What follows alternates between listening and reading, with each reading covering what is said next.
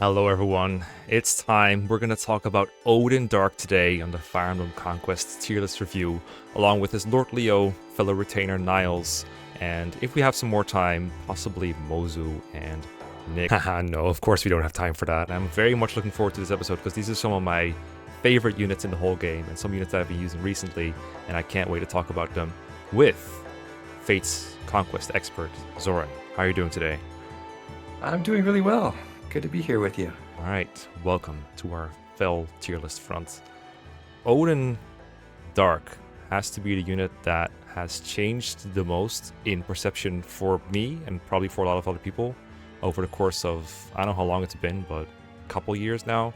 Because I look back at my old ranking all the mages tier list, and Odin was like D tier or something. I was like, yeah, this guy is slow and not as high magic as some other people you could be using, so he seems kind of bad. I don't know why you'd use him. And then I saw some videos where, you know, someone would buy Nosferatu and just tank entire sections of early game maps with him. It's like, oh, this is pretty cool. Let me try him. And he uses. I saw one video of yours where he beats the entirety of the staircase chapter. I was like, oh, I gotta try this. And The Rainbow Sage map specifically. yes, that one, Right, exactly. Yeah. There are multiple staircase maps, but that's the one he got. I was like, oh, that's pretty cool. It's really hard for me to go back. My first time playing Conquest in a while recently has been without Odin. There's definitely times where I do miss doing that because, gosh, it makes the game so easy sometimes to just have Odin be able to walk in there, and a lot of enemies will just straight up not damage him effectively while he builds up guard gauge for enemies that do damage him. And the fact that the only real cost is Nosferatu buying and tonics is like that, and that's it, and that's all, and he does so much for you, is so massive to me. But Nosferatu is pretty expensive, and as you go through the game, I find that you can't really do that trick anymore on a lot of enemy formations. I feel like there are chapters where the enemies types work out very well for it, and there's parts where it doesn't, especially ninjas are like bad news for him. I find that seal defense can be a bit of an issue for him to deal with sometimes. It really depends on what kind of enemies you're facing, but generally I find that up until chapter 14 or so, there's always an Odin playground somewhere, and it might just be half the map if you want him to do it. So it makes the game a lot easier. I don't think it's the most efficient way to do it per se. There's probably units that can kind of replicate it that are already in the S and A tier that can do it with proper planning, but it definitely makes the game a lot easier. And I know that some of the ways to beat the chapters the fastest way, or the fastest way give or take 2 turns maybe, they can involve Odin, and a lot of them are pretty easy. So I have a high opinion on the Odin. I do think his late game is substantially worse than the early game, and I think there's probably units that are better at like late game combat, but he is so fun to use, and I've never been more happy to see it blow up. So you stand Odin for a long while, and I'm very curious where exactly you do stand on him, because he's featured on like half your videos, I feel like.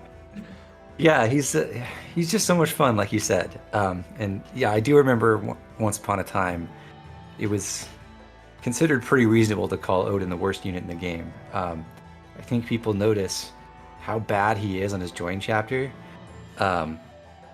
which is maybe a little surprising that he'd be as bad as he is there, because it's a bunch of dark mages who are fairly slow and fighters who he has weapon triangle against, and you'd think, okay, maybe he has good matchups here. But he starts at level 5 with relatively low bases. He's just, even if you bring him tonics, he's at like a point off in terms of, I think, both magic and speed from one rounding anything. Yeah, and he's like next to Niles, right, who just one rounds the mages, so it looks even worse compared to him. Yeah, very true. Although Niles, unfortunately, has weapon triangle problems there that make him less than perfect at doing that job. But he still works really well.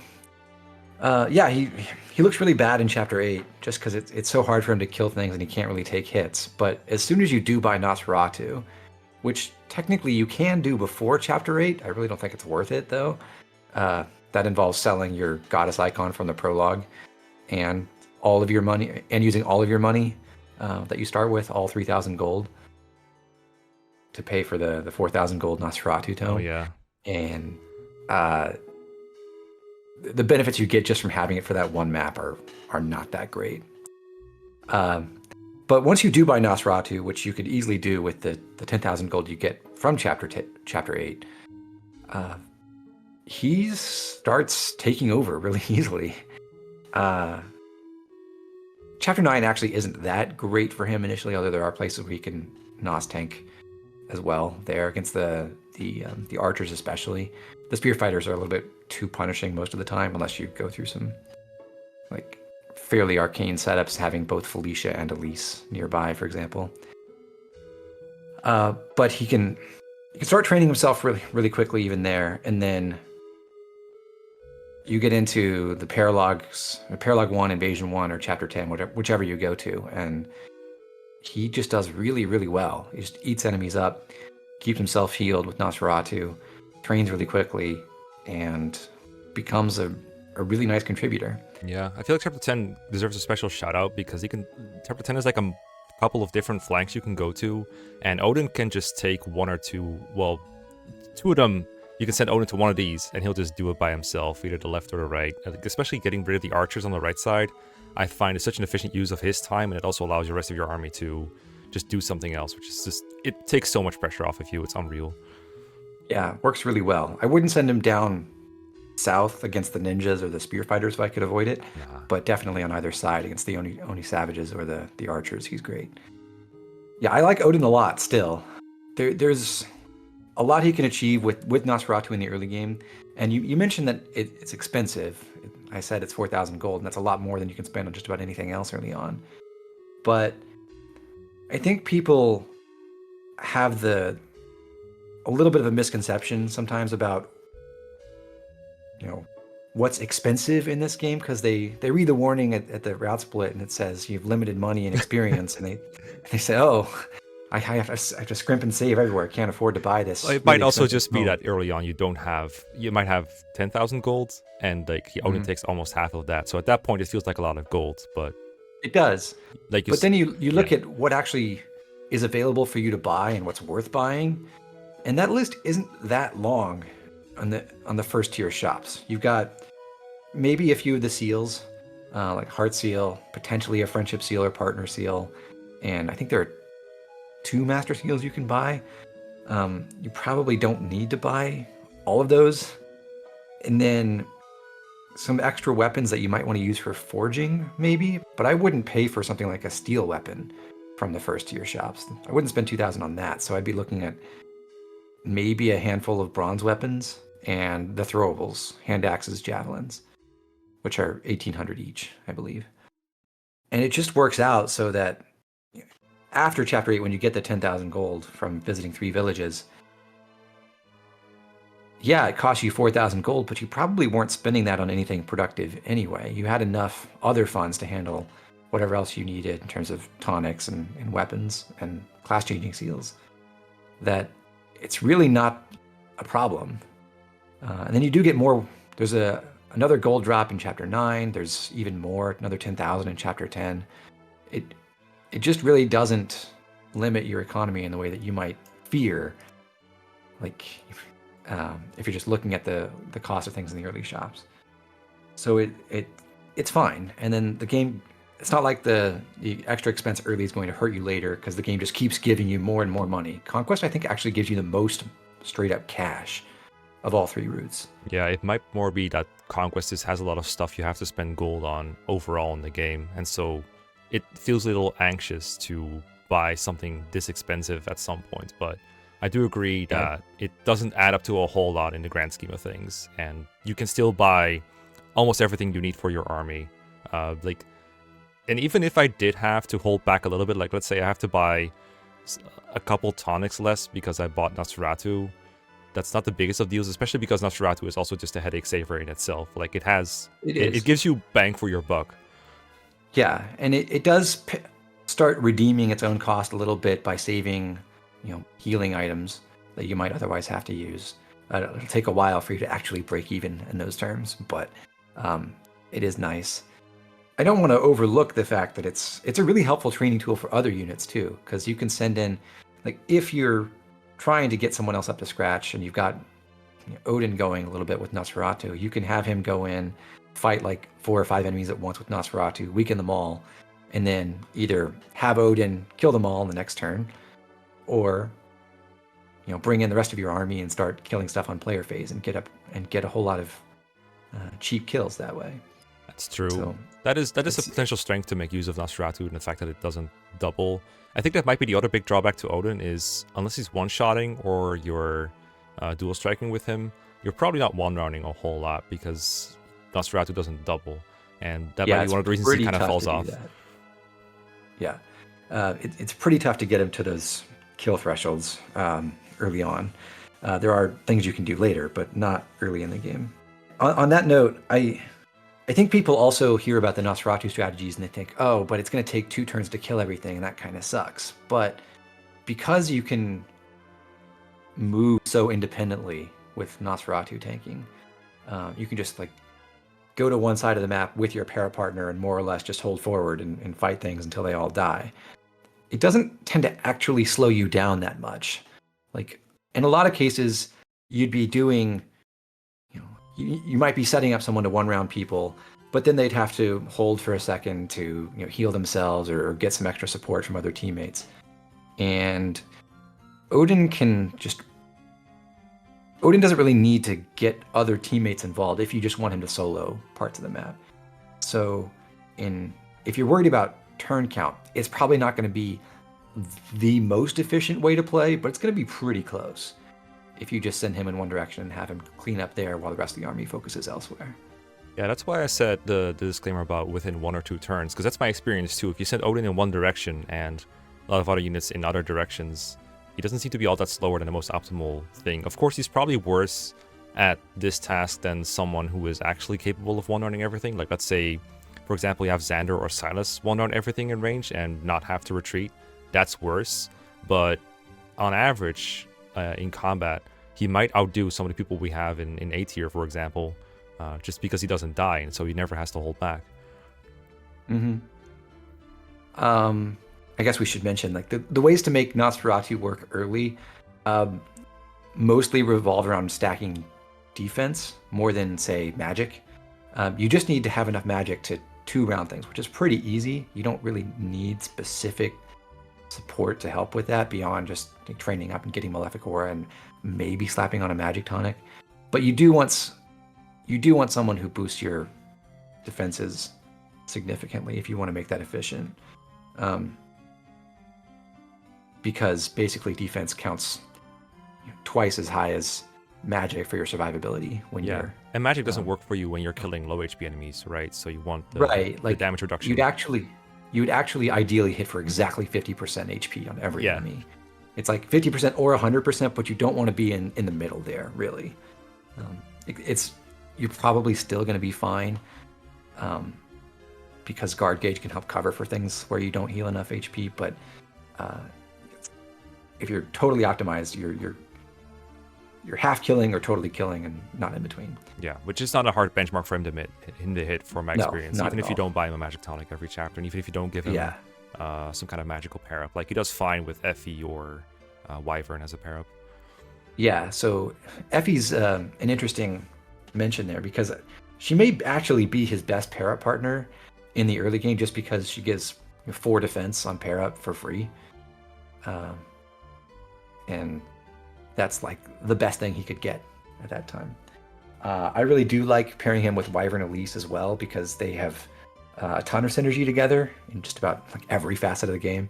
But getting the best thing about that for Odin early is just the +3 defense and also being able to fly around. Yeah, I guess you do give up the least poise if you do that, which is probably why you also did a lot of putting them next to each other, like doing dual strikes, at least with axe ranks and stuff like that. That's actually one of the cool things about that is Lily's poise kind of makes it so you don't necessarily need to have them paired anymore, and you can just have them both standing next to each other and fight that way and be about as effective, while generating a bunch of extra dual strike experience and weapon rank and stuff like that. Yeah, and support points as well, because it's also just a good pairing, and they want to increase each other's pairings and stuff for each other's bonuses and stuff. It's just a good combo, as long as Elise is safe, of course. Yeah. So you said you could NOS tank through basically Chapter 14 without too much trouble. Yeah, I think that's pretty fair. It is still viable A bit deeper into the game, you can make it work in places like Chapter 18, the Azana Castle map, and even 16 as well. Yeah, I've seen you do it in 16. I dare you to say you can do it in 15 though. 15, no. And then even as late as, say, like Chapter 22, you can make it happen because that's a map with a whole bunch of Oni Savage or Oni chieftains and blacksmiths and stuff. It's the Sakura map, right? Yeah. Beyond that point, there's really not much reason to try Nos tanking, though.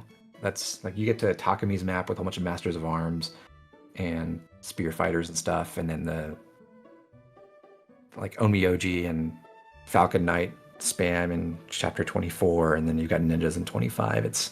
There's not much of a role for it anymore. No, that's also when I feel like Odin in general as a combat unit is just hard to justify in the first place, because Nosferatu is really good, but if you go beyond that, the options are like Horse Spirit, I guess, and lightning hitting, but he's not even the best at that either. Yeah, not really. You can make those things work for sure, but I think you're right. He's not exactly the best at using either of those. But what I think is really interesting about Odin is you get to that sort of early mid-game period where he's on not his last legs as a Nosferatu tank, but there's just many more impressive things you could be doing at that point in the game. But then Odin has a special trick up his sleeve with his class set. Sword hand. Sword hand, yes. To be clear, I do not think that reclassing him to Samurai for the sake of being in Samurai is a good idea. It's pretty rough. But there's some nice things you can do with with some training in that class tree. One of those is actually that if you go into Master of Arms after promotion, I probably wouldn't make the transition beforehand if I were going this route, but if you go into Master of Arms and you train his lance rank somehow, either by doing 20 rounds of combat where he swings a lance, or just giving him an arm scroll straight up, he can unlock the Beast Killer. And Odin is really, really good at using the Beast Killer in Chapter 19.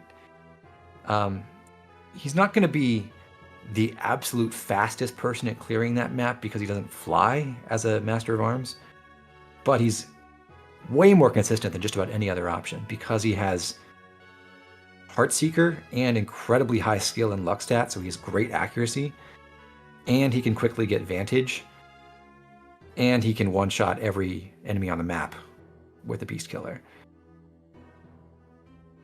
Is the might just that good? I don't remember Odin's strength being that high, but I do remember whenever you reclass into physical, it's actually better than you might think. Yeah, so his strength is pretty good. Relatively speaking, is not like a berserker or anything, but like people notice that Odin has a really high growth total, and a big part of that is because he has high skill, high luck, and pretty good strength despite being a mage. Yeah, the Beast Killer has 30 might by itself, right? Because it's 10 might on its own and then tripled. And in order to one-shot the Beast Rune Ninetales, which are the bulkiest ones, I believe you need 59 at least, or maybe 60 if they're on terrain attack. And an Odin at roughly par level, something like promoting at 17 and getting to level 5 promoted or something like that around that map, is going to have about 20 raw strength on average. So we're at 50 or so? You're at 50 and you need to find 10 more, which you can get from pair up, tonics, meals, rallies, and Laszlo, I guess, yeah. You can cover that pretty easily, and if he does start gaining more strength as he levels up, it can make things easier too. But yeah, he one-shots absolutely everything. He has incredible accuracy. In order to have perfect hit in that map, you need something like, I think, a little over 170 total. Beast Killer by itself has 85, so you're looking for another 85. Heartseeker is 20. Odin's going to have like 45-ish personal hit.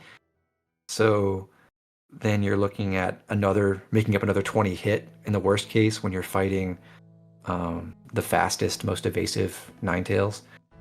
And again, you can cover that just about with things like Azura's Inspiring Song, which gives 6 hit. Tonics can give 5 hit. Rally Scale is another 6 hit. And if you have like a para partner who gives you a bit of skill and luck, you can make up the difference. Now that is new. When you said Master of Arms, I thought you were going to go into life and death, but this I did not expect. That's really cool. That is something, and I do want to cover that. I don't necessarily think that's the best thing for Odin to be doing. He can still do it really well, but I just think, in practical terms, there are better ways to use that. But I think it's very valuable that he can get Vantage and do stuff with that.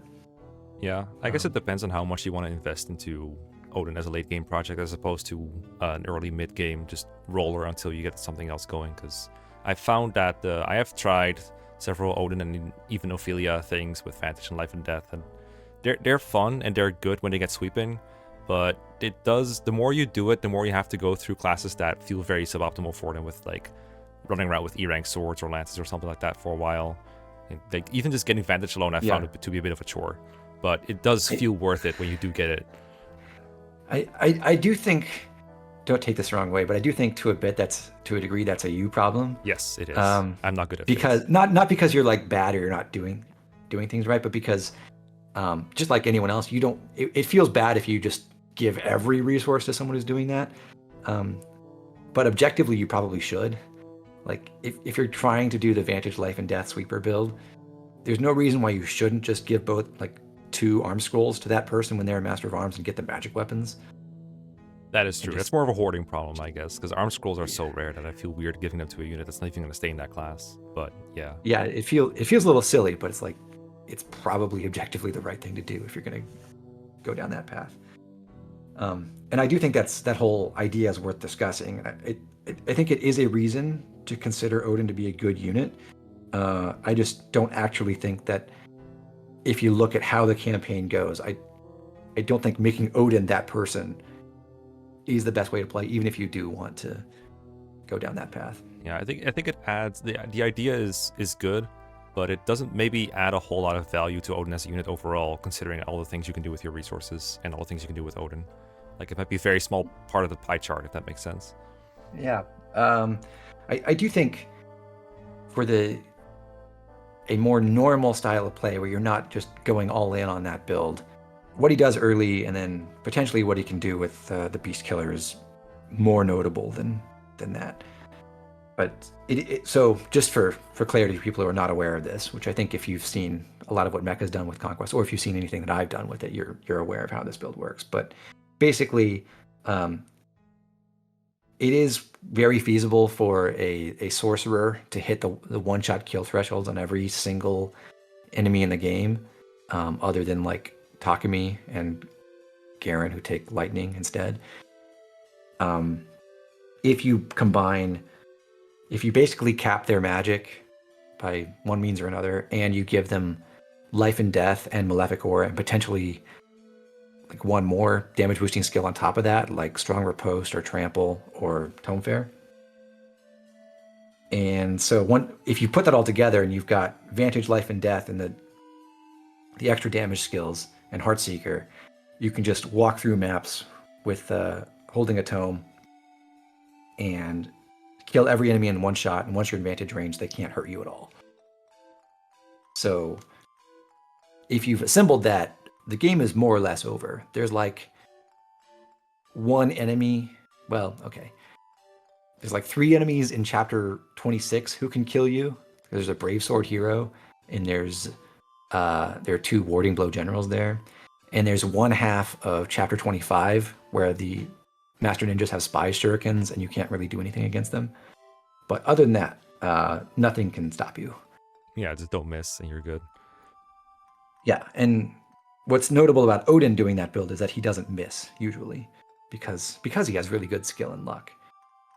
And for the part about capping magic, well, luckily for him, like, he's not really going to get close naturally. He's going to get like, I don't know, high 20s if he stays in Dark Mage and then Sorcerer for the whole game, and his cap's like 35 magic or so. But luckily for him, there's 5 Spirit Dusts in this game, and not a lot of people who really need them, so you can just take them. Yeah, it comes back to what you said earlier, right? Like, if someone is going to be capable of doing the whole campaign, then why not give them those resources? But that might not be the ideal setting to discuss how units compare to each other, because it might be more of a this is more of a thing in Awakening where it's like, well, you could just give every resource to one unit, they just stomp the whole game, but it's like a very uninteresting like space to discuss units within. So it's hard to think about like whether that should actually be considered reasonable amount of resources to give to someone. But the comparison to the payoff, like the proportions of the payoff compared to the investment is not that bad if a unit is capable of killing everything. Yeah, I think I actually generally agree with you, and that it's pretty boring to play that way. But I also think if you're being fair about what's possible in the game, then you have to take it into account. Say, yes. And it's one of those things where, this is driven by values a little bit. Like, Vantage Life and Death Sweeping is not going to be the most efficient in terms of pure turn count, because you're just not as fast as using singing maneuvers, getting straight to the bosses and skipping stuff. And in terms of time investment, it may or may not be the fastest. Like, if you're really going all in on it, it might be one of the faster ways to play. If you do things like giving arm scrolls instead of grinding through E-rank swords, that saves you a lot of time in that sense. Yeah. But I honestly think the most fun part of doing it is the training part and not the actual execution. Like, it's more fun to go into Master Arms and have bad weapon ranks and like fight through that and get the levels you need than it is to just cheat your way to C rank and not have any problems at all. Kind of zero to hero idea, I guess. Yeah. But anyway, so Odin does have that potential to be a late game sweeper if you want to go that direction. It is easier to execute if you stack together a couple paralogs in around the chapter 21-ish time frame and get him life and death that way. Although, I'd probably do it after chapter 21, because you also can't do life and death sweeping in chapter 21 with all the Stoneborn. They will kill you. But in general terms, I think Odin's arc through the game is you want to give him Nosferatu and have him contribute throughout the early game that way. And then he may or may not fall off on that front, especially after chapter 18. There's not a lot else he can do with that. But in chapter 19, you can make him a Master of Arms and make him one of your most consistent Kitsune killers there, which is really nice. And then beyond that, I don't think there's a lot of reason to keep investing in him. But that's because his paralog is amazing, and a lot of the things you can do with Odin beyond that point just translate to his daughter. Yeah. Really nicely without costing you more, like heart seals and stuff. Yeah, that's true. I struggle a little bit with how to evaluate Odin on his paralog specifically. A lot of people I see making tier lists, they will credit Odin for the tomes you get in his paralog, which I've always found a little odd, but I understand why it is, because if you're not actively using Odin, then getting him to an S support is quite tough. But at the same time, those tomes can be used by anyone, including Ophelia, who I guess you could say steals a little bit of his thunder, but she's also a unit on her own that gets credit for her own things. I like to think of it as, carrying on his legacy. Yeah, but yes. Fair enough.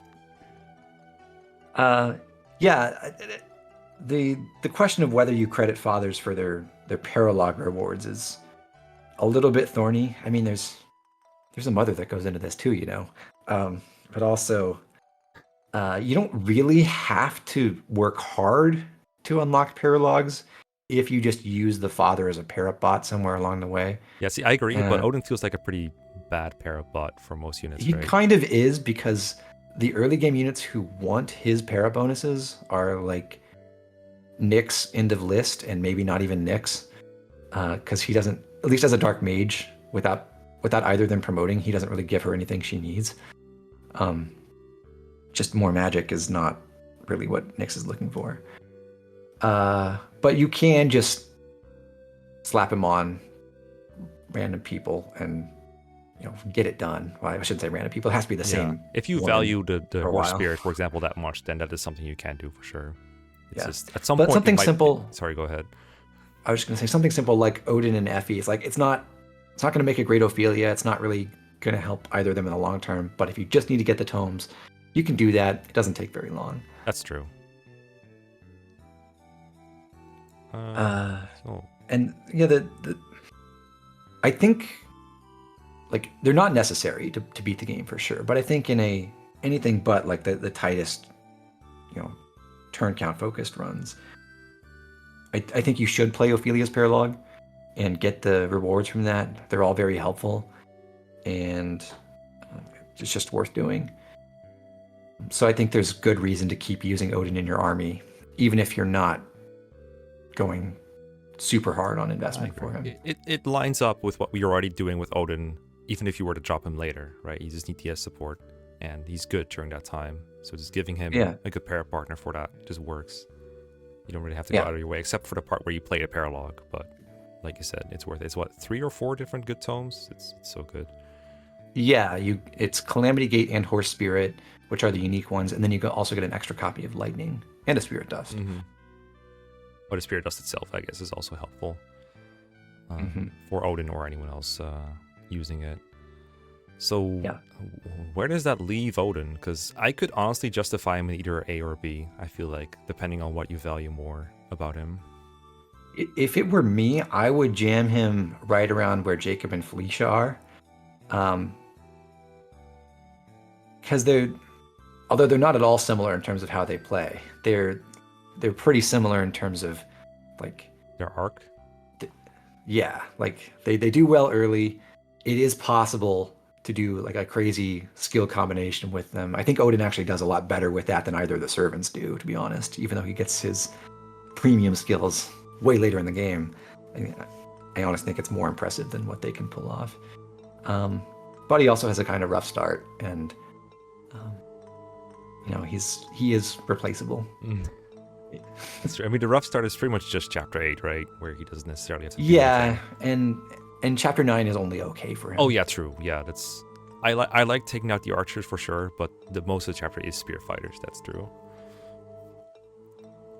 Yeah, I'm reminded of I think it was the efficiency Discord where someone was like doing some kind of chapter 8 clear. This is a bit of a tangent, but they were like, oh, I can maybe save a turn if I use Odin here, and then later they were like, never mind, crisis averted, don't need Odin for this at all. Like, it's probably a good example of what Odin feels like to a lot of people trying to absolutely push for the lowest turn count, is they don't find his qualities very helpful. But if you flex up your definitions of what its efficiency is just a little bit, I feel like you can put him in almost any kind of solution for a chapter and make it a better, more reliable, easier, any of those things solution. So I do want to place him fairly highly. I did experiment for a little while on like, could you make Odin work at minimum turn count? And the answer is like, kind of, but he's more or less along for the ride without ever really being an important contributor to anything. Like you can get his training done if you want to, but it's just for his own sake, and it doesn't really achieve anything, sadly. But anything short of that, he's really strong and really helpful in the early game. All right. I guess I'll throw him like below Felicia, like above Kaze or something. I don't really know. This is one of those cases where I think you could argue it almost any way and someone is going to get mad somewhere. But Odin bias. I think that's fine. That's one of the things I might quibble with the exact ordering here, but it's close enough. I think it's a fair placement. I'll lend a fill hand. All right. I did want to say on Odin in general, like there are definitely other characters who are better than him overall. But if someone asked me, like, what is the easiest plan for beating all of Conquest Lunatic, I would probably tell them to give every resource to Odin. Absolutely. At the very least, the early part. There was a Reddit post a while ago. Someone was struggling with Lunatic. I don't remember exactly what their question was. And I felt like the best thing to tell them at the time was like Camilla and Xander destroy almost everything in this game that it has to offer without too much knowledge, meta knowledge needed. So you need to get there, but the early game is kind of rough until you get there on Lunatic on your first time, and Odin can help with that. So I was like, all right, use Odin first, then get to Camilla, and then Camilla can help you get to Xander, and then you're done. Yeah, Camilla and Xander can absolutely carry you for almost the entire game on just the two of them. The only catch is neither of them are very well equipped to beat the final boss. True. I did mention that Camilla can do it if you give her, specific skills and partners and stuff. If she goes berserker, but like if you exclusively just did like Wyvern Camilla and Paladin or Hero Xander, for the rest of the game, you would run into a wall at end game that you might still be able to break down with, fighting your way through that map with a pile of bodies. But it would be rough. Yeah, and Odin so doesn't the advantage help of with that Odin, either, I feel like. Yeah, the advantage of giving literally every resource to Odin is he does beat everything. I mean, he would still get enfeebled in endgame and just get wrecked, right? Yeah. I mean, you can't, at least Odin can't just literally walk down without any help, but you can rescue him to the boss and kill with lightning. Yeah. If you've given him like Corin marriage for Tome Fair or something. Yeah. And stuff like that. Yeah, I think that I did fortunately mention, I think that he does need a plan for endgame. Like, that's one of the first things to plan for a Lunatic playthrough, I feel like, is figure out who's going to kill Takumi and what they need for it. Mm-hmm. Because endgame kind of painful without it, but I think we mentioned that we kind of went into that for like Corin specifically, and like one or two other units. We kind of talked about that, so we don't have to go super in depth on Takumi here, I don't think. But it's good to mention for sure. But yeah, absolutely. I think Odin is a great beginner. I think he reminds me of Oswin from Fire Emblem 7, where he's usually not part of the fastest solution, but he's definitely part of the easiest, and a great like beginner-friendly way to get through some rough maps. Mm-hmm. Are we done on Odin? I believe so. All right, great. In that case, Leo, I would call the best unit that I had never used up until last week or so, because this is a unit that I've always wanted to try, but always ended up skipping out on because I had so many other projects going. I don't know why that is. It might be because Leo comes kind of ready-made, and so he doesn't feel particularly exciting to build up. He just kind of is good. But when I finally tried him in his joining chapter and beyond, I actually kept using him. I'm in chapter 18 right now, so there's still a lot of Leo to go. I was pretty happy with how good he is, how close he is to already being sweeper worthy. I do plan on making him my carry for my current playthrough, and so he has had a bit more stat booster infusion than I would give him if I was trying to judge him fairly objectively, but I did want to see if he could carry me through. But for example, what I did with him, I gave him, I think, 1 or 2 Trigger Shields, 1 or 2 Speed Wings, and definitely, I think, 2 Spirit Dusts, Baruka pair up, and he did kind of what Xander usually does for me on chapter 16 on the ship, is run up to the Enfeeble adventurer and just smack him in the face and then get frozen in place and just start killing their everything slowly one by one. He needed a bit of healing assistance from like a physic, but he still wasn't like able to get through it. And then for other chapters, he is just phenomenal. Brynhildr is like a kind of a free forged magic tome that you just don't have to make for him to just wreck everything. You just have to make him double and make him survive. And I feel like while Leo isn't at those thresholds initially, it's so easy to get him there because he's kind of close that he can just kind of do it. And his main loss compared to honestly most of the units that we've tiered so far is that he doesn't get to build up supports early or build up credit early. Like, it just doesn't have as much availability. Like, he's losing to every single one of these units except for Xander in that regard. And so it's a little tougher to, for example, give him a support partner and do stuff like that. But he just seems really solid, especially in his joining chapter where he just like wrecks all the archers around there. Having a 1-2 range unit with like the red in the weapon triangle feels like a niche there's a couple units that fill it, but if you don't have one, then Leo is just so nice to have. I like this unit a lot now that I've used him, but I do feel like, just like with Odin, the magic units do have a bit of a downward trend in this game. depending on the map. Like Ninja Chapter obviously is one of them where a magic unit can do a lot less. There's probably ways to make him work in late game. He doesn't rely on Nosferatu, I feel like, the way Odin does. I think he has more straight up one-running potential.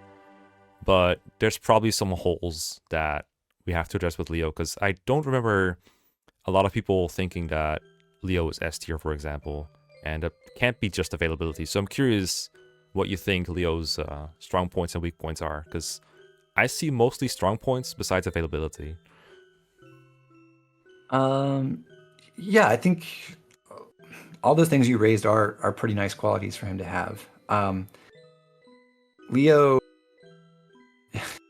since you brought up Nosferatu with him, I do think it's an option. It's a pretty big waste to use a heart seal on him and make him use Nos. Because, I mean, for one thing, most of the window where that is really good has already passed. Again, you can still use it in Chapter 16, but as you mentioned, like, you can just make Leo do his thing as a Dark Knight, and it's fine in Chapter 16. And in Chapter 18, it's like kind of the other place where you could Nos tank. Leo could do that too, but he's also really good at clearing the Onmyoji room on the north side. So just like have him do that. Like that's a good niche. It works well. Just make him do what he's already good at. And what he's good at is, in the same vein as Xander, basically just being a good guy with good stats and a strong set of 1-2 range weapons who can go one-round stuff the normal way in combat. You just have enough speed to double, enough attack to kill, and pretty decent bulk, and take advantage of guard gauge to enhance that, and he does well. And just in that vein, just being a Dark Knight for the rest of the game, I think of Leo as being about like Kaze, in that they do the mage killer job pretty well. Leo doesn't have weapon triangle advantage, but he does have really good res. He does also get the proc on his Brynhildr tome, which is like, it's like Aegis. It has a chance to have incoming damage from magic. I think it is magic and not tome specifically. Pretty sure. Mm-hmm. He also has like way more HP than Kaze, I believe. Yeah, he's more versatile than Kaze because he has. I'm not sure if it's way more HP now that I think about it. I have to check. But just in terms of his like physical bulk, yeah, he's gonna be better than Kaze. So he's more usable against certain other types of enemies, like berserkers, for example. Still not the greatest because berserkers do hit hard, but he has weapon triangle advantage and he can take a hit or two. Yeah, in terms of Fate units, Leo's like some of the most HP I find. Like he has 34 base HP. It's a lot.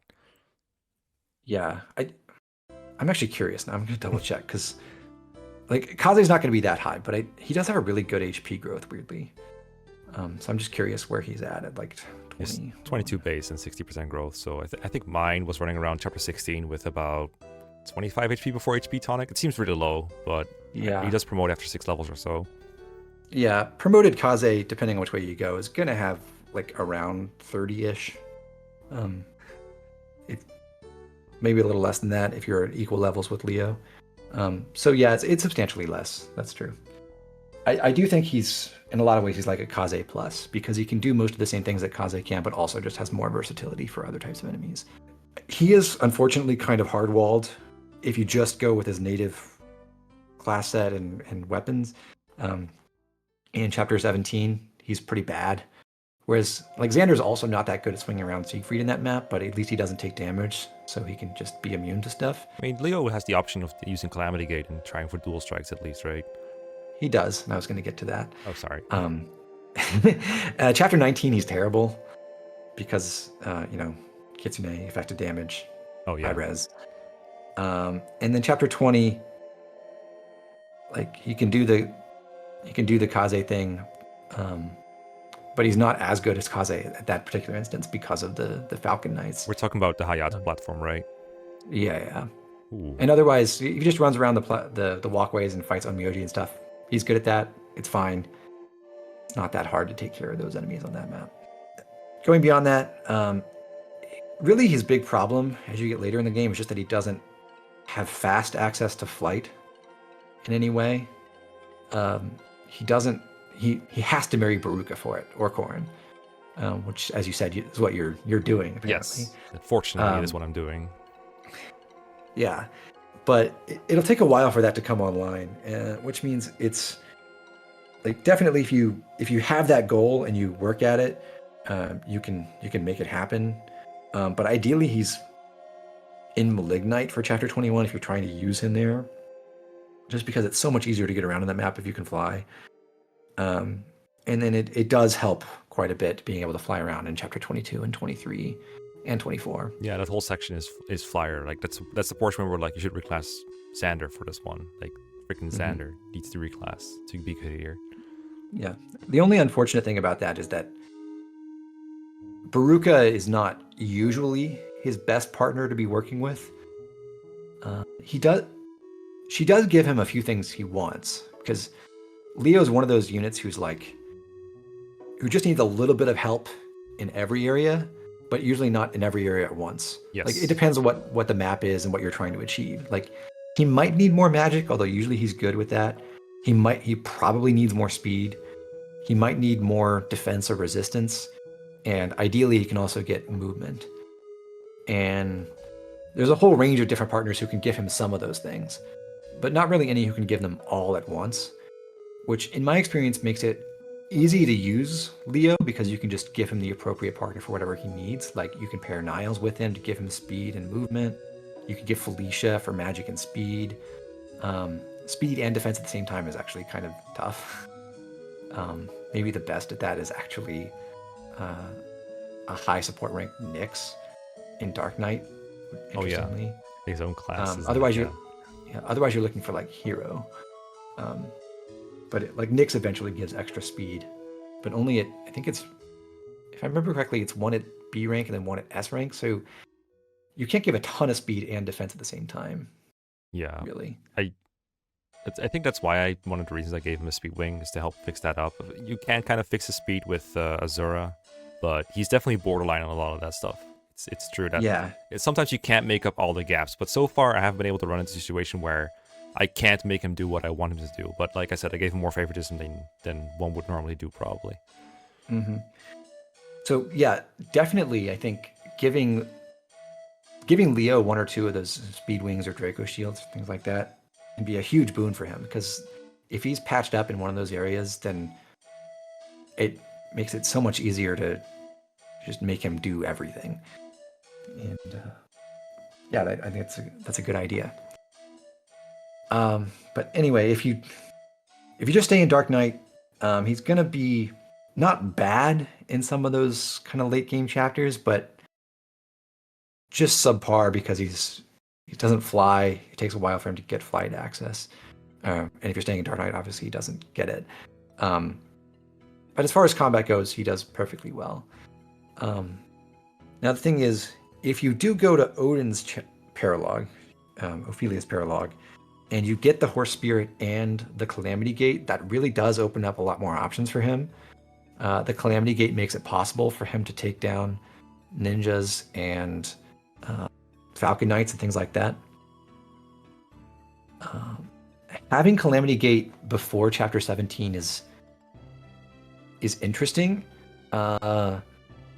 It's not super easy for him to hit the 1-round threshold on the Master Ninjas there, even with the Calamity Gate, though, just because of speed concerns. Yeah, I was about to say, you would go for speed, right? Not one-shotting, like literal one-shotting. Yeah. That seems really tough. Yeah, actually, if you can double the enemies, then even though the ninjas have higher res, it's not that unreasonable for Leo to one-round them with the Calamity Gate. It takes something like 37 attack, I think, and I have to double check, but I think he's like 7 or 8 points short of that. Yeah, that sounds about right. I think I was able to reach 34 to 37, depending on what bonus I had on Chapter 16 with Brynhildr. I don't remember what the might difference is. I also think you need like 29-ish speed to beat the Master Ninjas. Yeah, on, like, 29 is what you're looking for, and he starts at like 15. Yeah, it's really tough to reach that, I think, for him. Yeah, that's the problem. Like the the best speed stack you can usually do at that point is about 11. That would be maybe 12. That would be like a +4 speed partner, like an adventurer, and Azura and Laszlo and Tonic and Meal. So like if Leo gains, a point of speed or two, and you give him a speed wing, then he's probably golden. Keep in mind that Calamity Gate gives +1 speed as well. Oh yeah. So like it's not impossible, but it's just you have to have certain things available to you. It might be. It's kind of just like with him marrying Baruka, getting Wyvern, right? It's something you can do, but you really have to work for it. Yeah, and it's probably not. Like, it's probably never going to be the easiest way to kill those guys in one round that you have. Yeah, I'd frankly rather use a bow user. Yeah, exactly. But like, you could pair Niles with him, for example, and give it's Bow Knight Niles is +3 speed at base and +4 with a C support, which they get quickly. Or Adventurer Niles is +1 over that. Like that can help. You can make that work. I find it very amusing to use to train Niles for this purpose instead of just using Niles to kill the ninjas himself. Yeah, that's the thing. It's like a lot of the best speed partners that you could use, they just have them do it. Why are you worried about making Leo do this? To get Leo higher on a tier list, of course. Well, obviously. But I do think Leo does fit in the same mold as Camilla and Xander in that, like, he's a pretty good unit. You don't have to work hard to make him good. And most likely, he's going to be worth deploying. I just think his struggle compared to all of his siblings is that he doesn't have quick access to flight for the parts of the game where it's most valuable. And he also has a really bad map in Chapter 19 that none of the rest of them really have. I mean, Elise is not the greatest candidate for that map, but at least she flies. And if you need to, like, you can make all that work, but pairing him with Baruka is not necessarily the best thing for him in terms of combat in that Chapter 16, 17, 18, 19 time frame to hit the benchmarks that he wants to hit. So it's like, are you trying to make him good in that late middle game area, in which case you're maybe not necessarily wanting to pair him with Baruka all the time, or are you trying to get him flight faster, in which case you're kind of stuck with Baruka. Yeah. And it's like, I do think that drags him down a bit. Yeah, it's also not ideal to have to staple Baruka to him in the back all the time. It's nice on turn 1 to fly him somewhere when he's using flight, but for the rest of it, having a Wyvern in the back like that, stuck like that, is kind of not ideal. And sometimes he needs more speed than what Baruka can give him. Yeah, it's almost like if Baruka gave him Wyvern access but was a Falcon Knight, it would be better all around. For sure. Yeah. So just on that basis, I think Leo's pretty solid. I would put him right around where Odin and Kazai are, actually. He does also, because he shares a base class with Odin, he does have the potential to befriend Odin and get samurai access and do the entire life and death sweeper thing. The advantage of Leo doing that is that, number one, it doesn't cost you a heart seal to get into samurai. It costs you a friendship seal, which is sometimes less contested. Number two, he has more magic naturally, so you may not need to spend so many spirit dusts the way you might for Odin to get to the kill thresholds later in the game. And that's that's about it. Sword rank is a thing too. Yeah, like if you just want to get Levin sword access, it only costs you one heart seal, or he can actually use his sword rank and train with that. One arm scroll. Yeah, so that is a nice perk. Yeah, which you can also do in his base class, I guess. I don't know if there's value to give him 11 sword in his base class when he has Brynhildir. I kind of do like it actually, because the Levin sword is a little bit stronger than Brynhildir by like 1 in terms of raw might, but also swords give more attack bonuses from weapon ranks. It's not it's not really that helpful because they're the same place in the weapon triangle. And you do want to raise his tome rank for the sake of things like getting extra bonuses with Calamity Gate as well. But I do think it's nice to have a stronger red weapon that can't crit sometimes. Makes it so his guard gauge is more consistent in a lot of cases. It's the same hit, same base hit as Brynhildr as well. So I guess it's like if you don't have a major user of an arm scroll, I guess you might as well. Yeah. If you have something in mind that you want to use it for, it seems better to save it for that. Yeah. I wouldn't worry about it that much, honestly. You're mostly just fine using his tomes. Yeah. But, you know, it is a nice thing to have. But the downside of Leo going that whole life and death sweeper route is really just that his accuracy is, it's not bad, but it's noticeably worse than Odin. And that can cause problems. Yeah, death problems. Yes. You just really don't want to miss. And the Calamity Gate and the Horse, well, you wouldn't be using Horse Spirit for this, but the Calamity Gate is not like the most accurate weapon. So, and you can't like forge it or replace it with a more accurate version, really. So that's kind of a drag. Heartseeker does help, but there are some really evasive enemies later in the game. So in a lot of cases, you might be relying on a big forged fire to be super consistent with everything, and that's fine. But it's kind of a drag. Yeah, it's either costly, or if you're using a lower forged one, like +1 or +2, then you might not have the might needed to one-shot. And if you're not one-shotting, then that build just doesn't work. And frankly, there are other people who would like to be using a nice fire tome. So yeah, you know, you got to distribute those. I did consider forging one for Leo, but I was like, this seems like a massive waste when I have Brynhildr sitting right there. It feels like it helps a little bit, but not as much as a +1 or +2 forge should help at this point in the game. Yeah. I'll So as far as placement here goes, I do actually think, because the whole concept of just like making the game as easy as possible by feeding everything to Odin is a thing.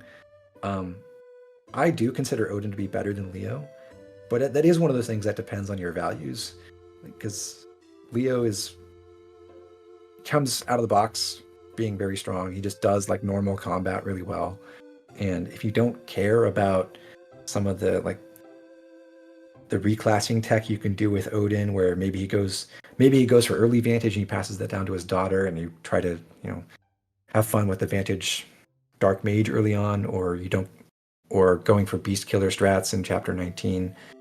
Like, if you don't care about that kind of stuff, or you have other solutions for it, then Leo is going to be a more valuable contributor. But if you, I do like Odin's toolbox better, and I think he scales really well throughout the game. yeah, Leo can't. Sorry, go ahead. I was just going to mention, Leo's not nearly as good at the whole Master of Arms Beast Killer thing, because his accuracy is worse and his strength is worse.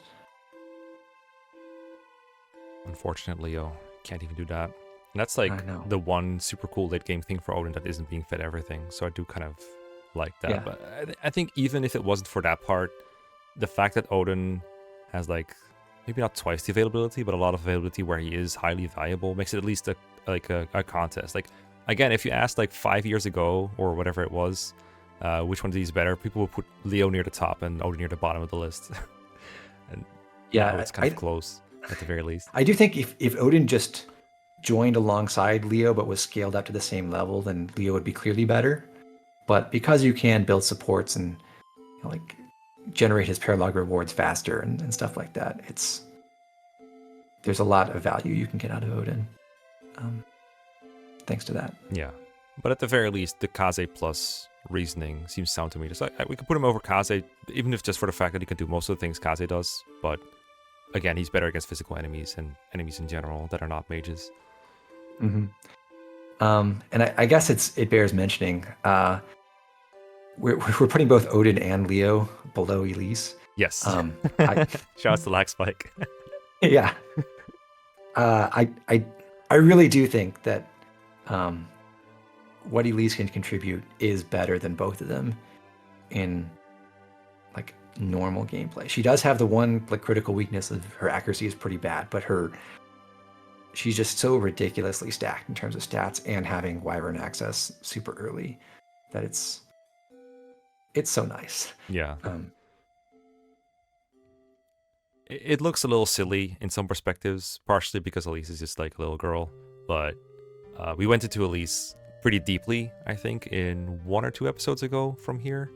So we probably don't have to go like with a super in-depth comparison, but yeah. Like my initial concerns for Elise were like, okay, she really needs the heart seal and some other startup costs to get going, and that seems like a pretty steep cost. But because she also has her base class as an option that's still really good as a supportive unit, it is, yeah. I feel like it's still fine to have her in this order. Right, so we're about an hour in. We've tiered a massive 2 units, so I think we can finish it off with a short one. And I think it would be fitting to have Leo with both his retainers tiered right now. Sure. So we could do Niles, who I think it was outside of recordings, but I think you said there's a lot to say about Niles, but also there isn't really. So I think it bears mentioning that Niles is kind of 2 parts. One of them is he can capture people, and the other part is Niles is a unit that can fight stuff. And the part about himself seems fairly straightforward to me. He is a bow unit that can use his high resistance to kill mages on player phase and sometimes enemy phase. He can provide chip damage for other people in the early game. He's luck touch, I guess, which I'm not sure how to credit him for, but he's the only user who has it early game, so I guess that's something. And he's very fast, so if you can make him double something with a big strength stack, then they probably die. He kills flyers in chapter 10 and anywhere else you will find them. He's got pretty bad physical bulks. There's not a whole lot he can do against physical enemies, although he does seem pretty good against chapter 17 ninjas and later ones. And he captures people, which is like a whole other thing we could probably save until after we're done with Niles, the unit. But I don't know, anything to add for Niles' unit utility? I think you hit just about everything. I would just mention that, like, you covered basically all the useful bow unit things. He does do that well. What's somewhat special about him is that he does get movement +1. So you can promote to Bow Knight and be a 9 movement unit who also gives movement on pair up, which is fairly crucial for some strategies if you're playing for turn count. It's also just generally nice being a guy who gives +3 speed and +1 move and has personal speed bonuses to help people like Camilla and Leo. So he's a pretty solid pair up bot. He does well in the things that bow units are supposed to be good at. And yeah, it's combat wise, that's just about everything. He can there's some funny things you can do with reclassing, like if you make him a dark mage using his heart seal, he is like weirdly mostly better than Odin because his bases are just nicer. I did not know that. All right. But he also only has E rank and tomes, so no Nosferatu fun times. And he does lose, like his magic growth isn't very good, so he does fall off fairly quickly doing that. But it is a funny notion. The problem is, I think the cost there, losing one of maybe your only bow unit early on, is actually pretty bad. It's one of those things where, like, yeah, there's a thing you can do, but it's kind of like making Arthur a cavalier. Like, oh yeah, he gets elbow room and shelter, but you gave up one of the best resources you have. I was about to say, is this like the worst reclass we've discussed so far in this list? Because it feels like it is. Maybe the replicate. I wouldn't recommend it. But, yeah. But you can play with that if you want. And then otherwise, his friendship and marriage options are not really that good for his own sake. He does have friendship with, he has redundant dark mage friendships with both Odin and Leo.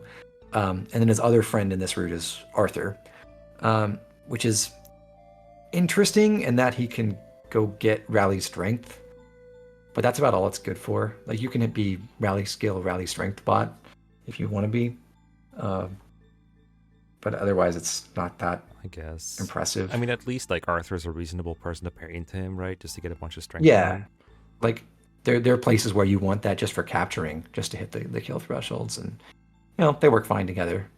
Like Arthur appreciates the speed bonuses, and Niles appreciates the strength. So Yeah. Do you it's a also good feel that pairing. Niles' combat, like I think like most physical units, or maybe like most units in general, thinking about it, you also feel like his combat gets a lot worse as the game goes on. I never felt like Niles was as good mid-late as he was early on, besides the ninja map. Yeah, it does.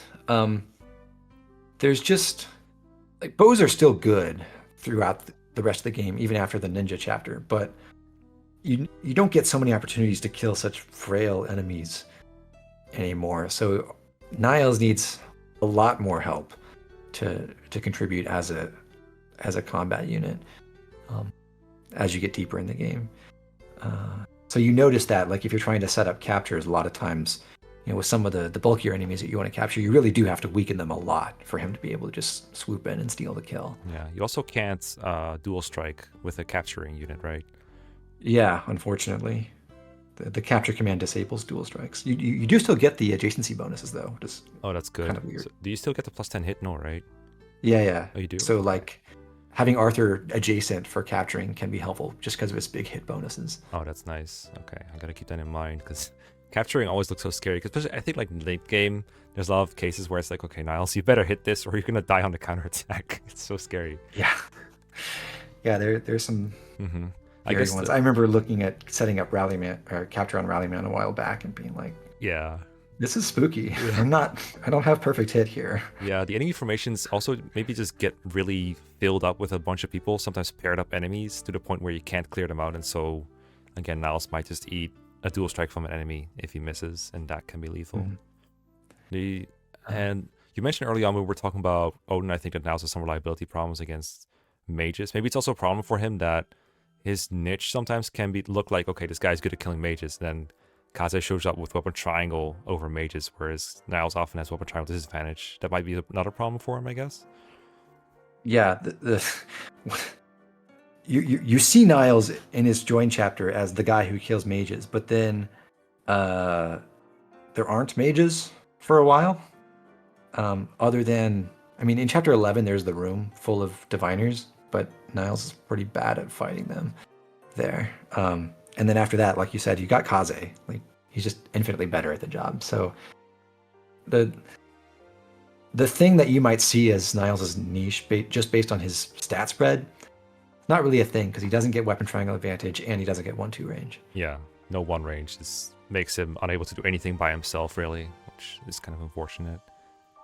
Shall we move on to capturing and what you can do with it, I guess? Yeah. That might be more fascinating about him.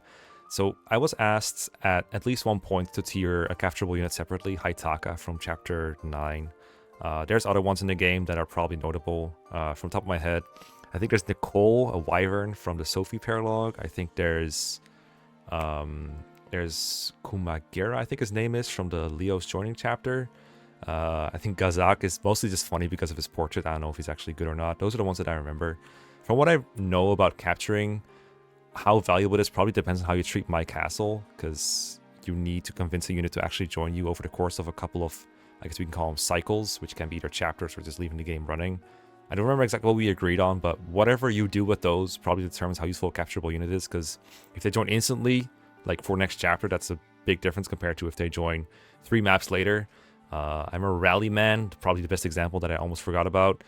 He joins very late, and so if he misses like 3 more maps, it's like, oh, I get to use Rallyman against the Garon map. Great. So that's a very variable thing about capturing. Generally, I feel like capturable units are never the best at what they do, with the possible exception of Rallyman, because they can't build supports, they don't have personal skills, there's a lot of other reclass options that they're missing. But they're not bad at combat, and if you're limited on what amount of units you can use, or maybe you're playing an Iron Man or something, they can be a fun addition to your roster. They can be good pair-up bots. Some of them have like movement skills like swap or shove or pass, like the pass Falcon Knight from the Hinoka chapter I think is a pretty good capture. So there are a couple of like good capturables that I think are notable. I'm not sure if it's fair to give Niles credit for everything they do, but it's his personal skills. You probably should get some credit for it. So I'm curious what you think about capturing in general. The funny thing about capturing is like the named characters that you can capture, the bosses, usually aren't the greatest capture targets, actually. How dare you? Haitaka's interesting because he has rally defense early. I do think that's less important than people think, because people want that for chapter 10, and I don't think defense stacking is the way to go to help solve chapter 10. If I rally defense in chapter 10, it's going to be turn 1, and after that, I just never get to cast it on more than one person at a time because everyone spreads out. Yeah. Like if you do try to hold the box, then that's helpful, but don't do that. And beyond that, it's fine. Like, there are places, certainly in the early game, where you can use rally defense to good effect. Funnily enough, one of the things that can really dramatically improve is Odin. Yeah, I was just about to say, like, if you rally for one person, that's pretty good. Yeah, if you can have him bomb in there with not only like a Wyvern Rider pair up, but also +4 defense, it's pretty sick. And that's cool. That's like, I think maybe the only unique capturable who I think is really noteworthy. Gazak and Kumagera are neat because they have certain blow, and Kumagera has death blow, which is funny. But I don't know, they're just axe infantry. Like, it's fine. They come with brave axe rank, so that's cool. But I think the more notable captures are actually just generic enemies. Like, in chapter 17, there is a single Master Ninja who actually has movement +1, which is really nice. I wouldn't say he's outright better than Kaze necessarily, but he can certainly replace Kaze. The fact you can get another Kaze alone is pretty notable, I guess. Yeah. And he does some nice things with that extra movement. There's you mentioned Nicole in Sophie's paralogue. He's actually not the best wyvern you can capture there. The best ones are the reinforcements that show up on like turn 14. So if you're willing to wait that long, those guys have incredible stats. And if you do that paralogue super early, they're still promoted, like scaled to like 20/1. Is that about kill boss? That is kill boss. Okay, so you can end the chapter. I was about to say, because you better keep those villagers. Yeah, safe. so you. The villagers will be a nuisance there. You'll have to play around them. But if you just hang out there, you can capture some really crazy wyverns, who are better than the boss character, which is funny.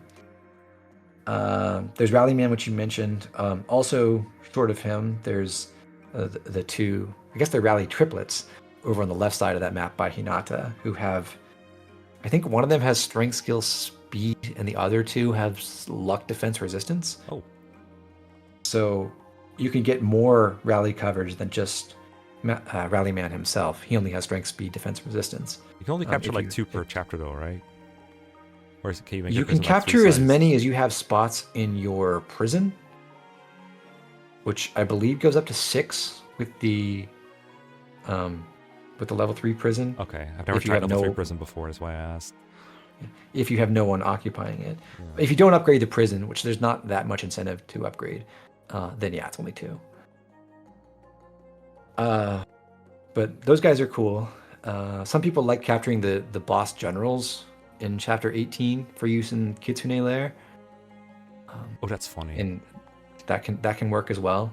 The problem I have with some of those ideas is, as you mentioned, it really depends whether you're able to bribe them instantly or not. Because, for example, capturing those generals, if you can recruit them right after you get them and take them straight into the next map, that's great. If you can't, then what are they for? You're going to bring some generals to chapter 22 or something? Okay. Yeah, I mean, I guess they can give some defense pair up, but you probably have better options at that point. Yeah. Especially because they don't have supports.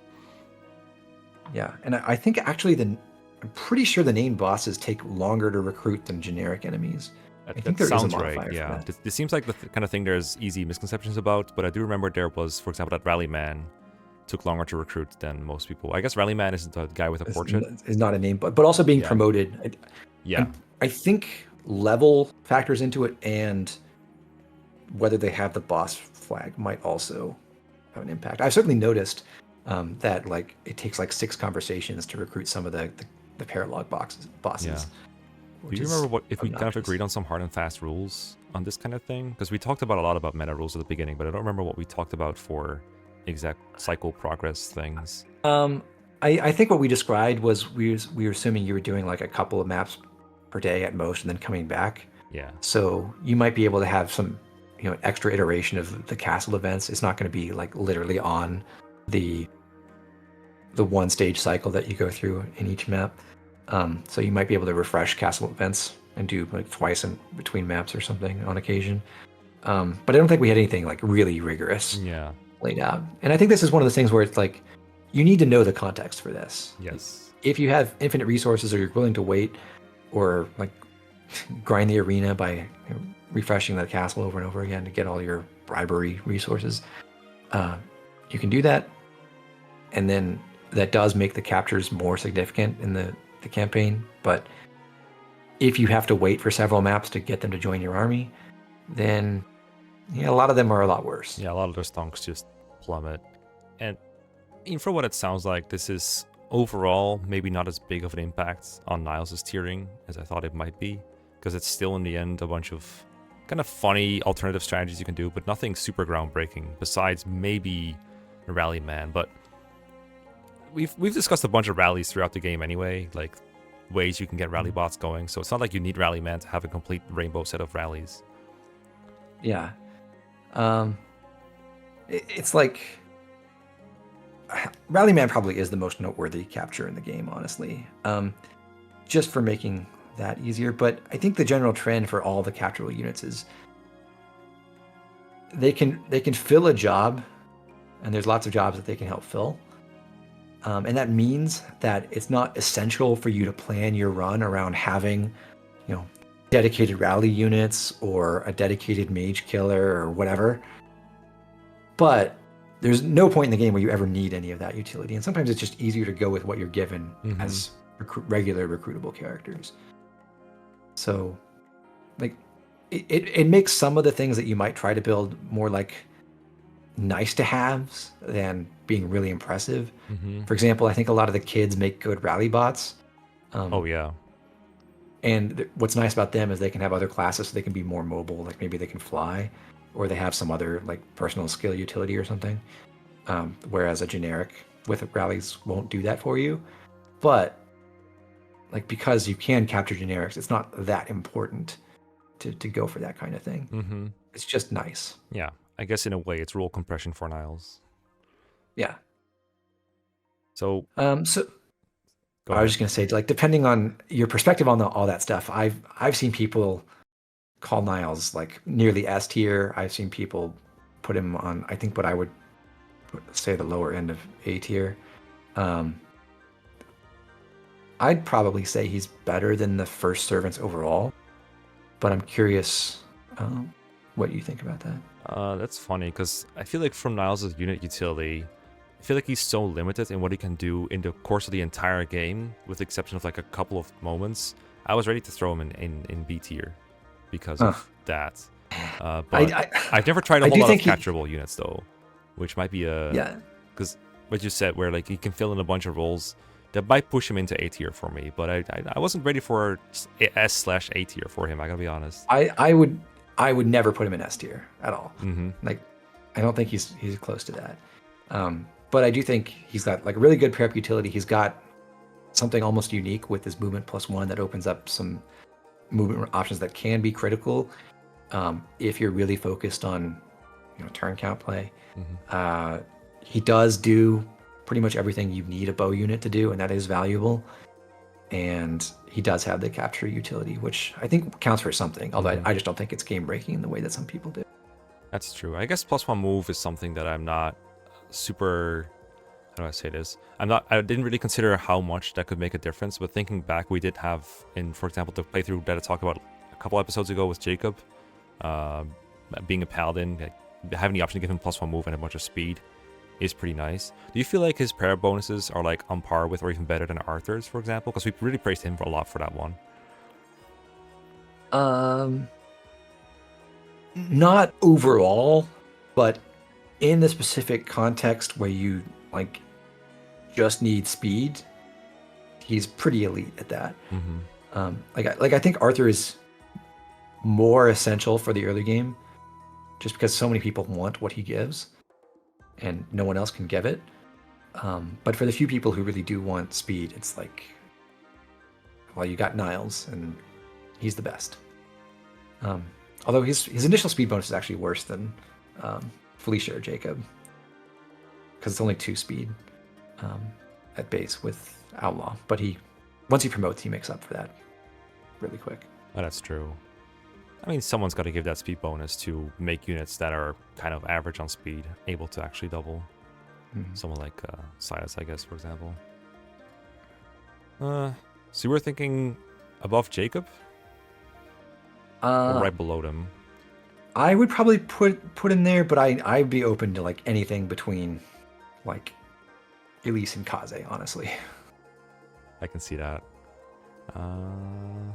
That's a tough one. I'll throw him like above Odin, I guess, for now. Yeah.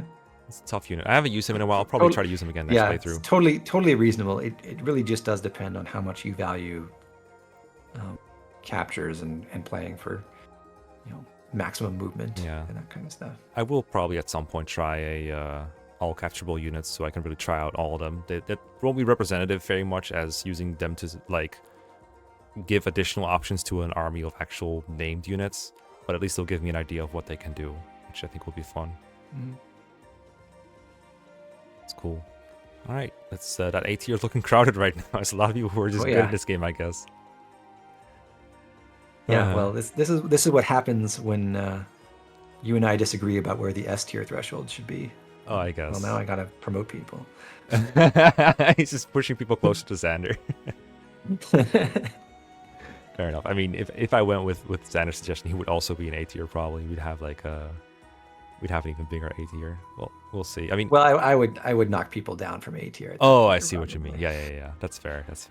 Yeah. We'll see. As we I don't know if we put this in the first episode, but basically, if I were stretching all the units down to D tier and just like rating people exclusively within this game, then I think that the S tier cutoff would be higher than it is. But as a general kind of series benchmark sort of tier list, I think this is perfectly fine. Yeah, nothing to add there. Seems reasonable. I look forward to merging them onto the big tier list and see how out of place it looks. Because that's where it really starts to make sense. Eventually. Yeah, eventually. One day, probably. Not so far away. I think I could probably do it over the course of next year, but we'll see. All right. Anyway, let's wrap this up. It's been long enough, but very interesting nonetheless. Thank you, Zoran, once again for your thoughts on these 3 units that we tiered over the course of 1 hour and 20 minutes. This is going so great. It's going great. It's fantastic. Thank you all for watching, and we'll see you all next time. Thanks, everyone.